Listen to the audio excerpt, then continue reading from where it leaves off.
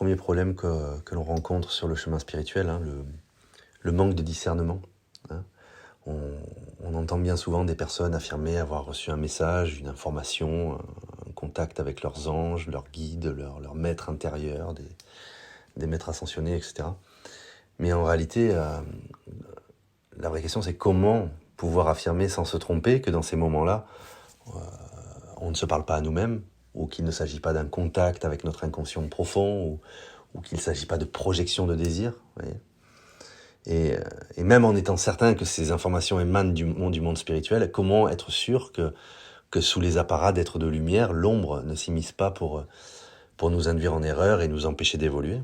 Parce que c'est quand même un combat millénaire, hein, entre notre partie divine et le Shatan, qui est l'adversaire intérieur, pour nous empêcher de gravir notre ascension. À cela, il n'y a qu'une réponse. Prendre de la distance.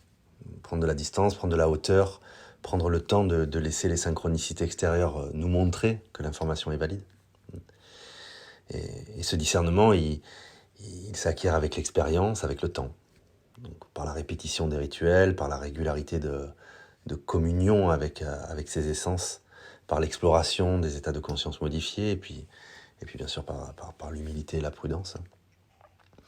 J'avais un de mes confrères qui m'avait dit un jour, et à juste titre, que en l'absence d'événements concrets dans les 6 mois qui suivent un message ou une vision, il est fort à parier que l'information reçue soit fausse, quoi. Donc sur le sentier, il est vraiment nécessaire de prendre le temps, de ne pas chercher à contrôler ce qui se produit en nous et autour de nous.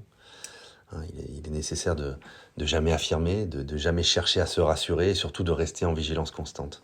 Et tout l'enjeu du discernement, il repose là-dessus, justement. Parce que sur le chemin de l'évolution, on devra affronter des énergies contraires, dont le seul but est de nous ramener à notre état de l'être premier. Et pour arriver à ça, on sait très bien que ces énergies usent de ruses assez subtiles, et toutes les ruses sont exploitées. Surtout celle de nous laisser penser que nous sommes ce que nous ne sommes pas.